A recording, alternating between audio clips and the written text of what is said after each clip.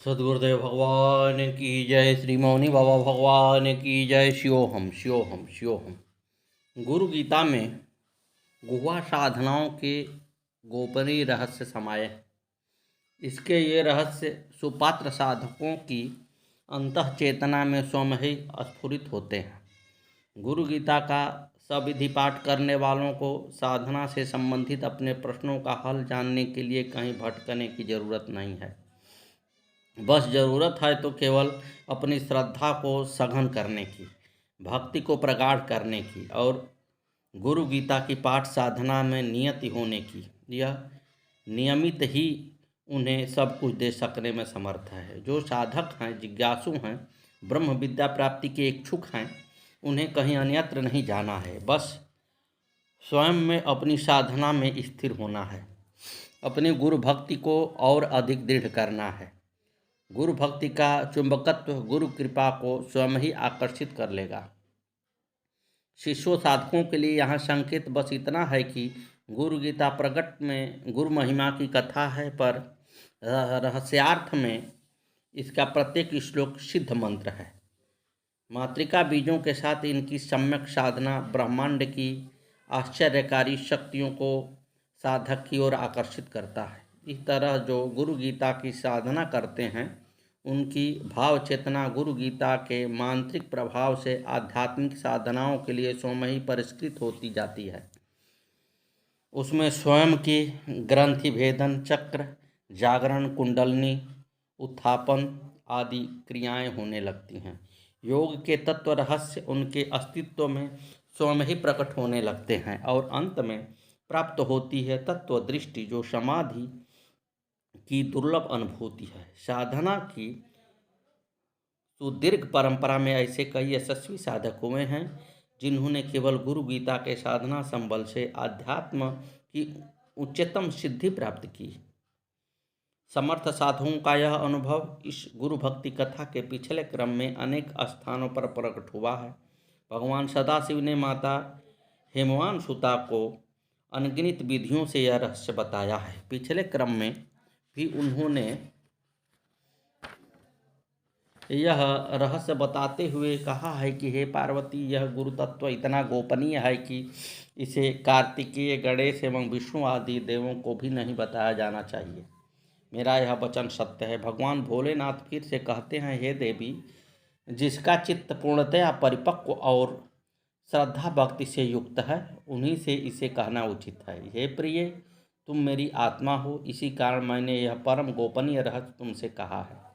गुरु गीता की परम गोपनीयता के रहस्य का बोध कराते हुए भगवान महेश्वर कहते हैं, अभक्ते वंचके धूर्ते पाखंडे नास्तिके नरे मनसापि न वक्तव्यम गुरु गीता कदाचनम। संसार सागर समुद्धर्क मंत्रम ब्रह्मादिदेव मुनि पूजत सिद्ध मंत्रम। दारिद्र दुख भवरोग विनाश मंत्रम वंदे महाभयहरम गुरुराज मंत्रम। भक्तिहीन, वंचक, धूर्त, पाखंडी, नास्तिक मनुष्य के पास कभी भी इस गुरु गीता को कहने का विचार मन में भी नहीं करना चाहिए।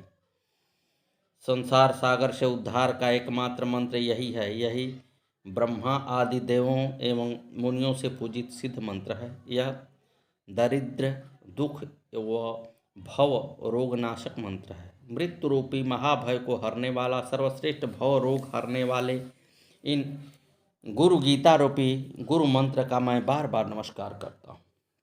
भगवान सदाशिव स्वयं जी से महामंत्र एवं मंत्रराज कहकर नमन करते हैं।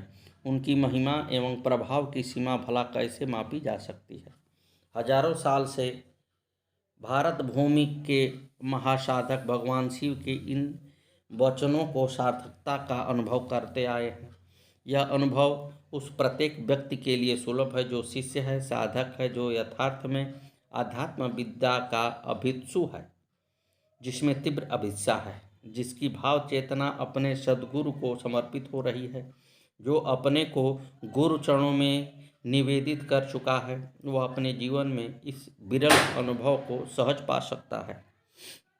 कुछ ऐसे ही सहज अनुभव कश्मीर की महायोगिनी नागगंधा के जीवन में घटित हुआ था।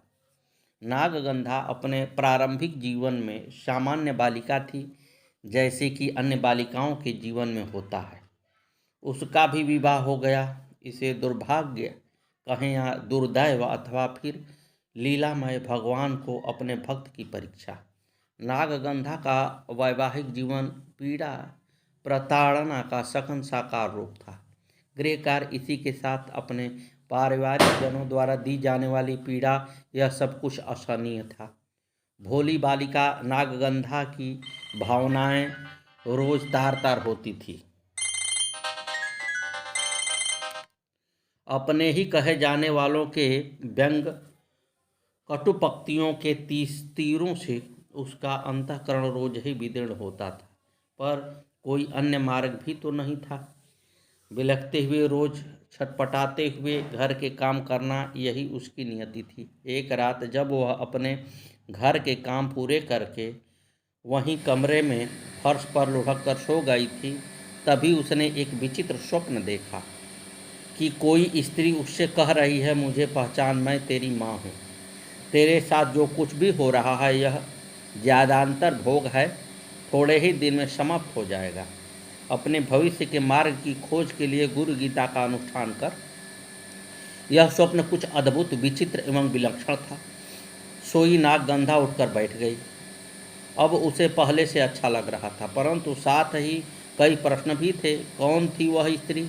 फिर वह गुरु गीता क्या है? इसका अनुष्ठान कैसे होता है? इस प्रश्न की चुभन लिए वह अपने रोज के कामों में लग गई। इन कामों के साथ ही दिन ढलने लगा। सांझ की बेला में जब वह बितस्ता नदी के किनारे जल भरने पहुंची तो वहां सन्नाटा था। अभी उसने जल का कलश भरा ही था कि एक वृद्ध ब्राह्मण ने उसे टोका। इस अपरिचित आवाज़ से वह पहले तो हैरान हुई, लेकिन बाद में वाणी में सुने स्नेह ने उसे आश्वस्त किया। वृद्ध ब्राह्मण कह रहे थे, पुत्री, मैं वैष्णवी माता के निर्देश से तुम्हारे पास आया हूँ। तुम्हारे लिए यह गुरु गीता का पुस्तक है। इस पुस्तक को देते हुए उन्होंने इसकी पाठ विधि एवं अनुष्ठान प्रक्रिया समझा दी। ये वृद्ध ब्राह्मण निश्चित ही कोई विशिष्ट एवं सिद्ध साधक थे, क्योंकि इनके प्रभाव से नागगंधा के अंतस्थ में नए प्रकाश की किरणें बरस गई। उसके जीवन में यह परिवर्तन का पहला पग था। जैसे तैसे उसने अनुष्ठान का प्रक्रिया प्रारंभ किया। बड़ा मुश्किल था उसके लिए समय निकालना, फिर भी जैसे तैसे यह संभव हुआ। उसका आहत छत बिछत मन अपने अदृश्य गुरु को पुकारने लगा। तड़प त्वरता को बढ़ा देती है। जिसमें जितनी विकलता, तड़प एवं पीड़ा है, वह उतना ही शीघ्र अपने भगवान को पा लेता है। नागगंधा अपने अपरिचित सद्गुरु का आह्वान गुरु गीता के महामंत्रों से कर रही थी। दिन बीतते गए और साथ ही आह्वान के स्वर भी गहरे होते गए। परिस्थितियों की जटिलता से अब उसकी मन स्थिति मुक्त होने लगी। एक दिन स्वप्न में उसने अपने गुरुदेव को देखा। उसे लगा कि उसे उसकी आत्मा के पिता मिल गए।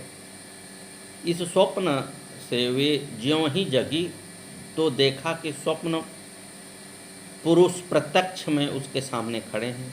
उन दिव्य महर्षि को सामने पाकर वह विभोर हो गई। उन्होंने उसे योग एवं तंत्र की कतिपय गहन क्रियाएं बताई।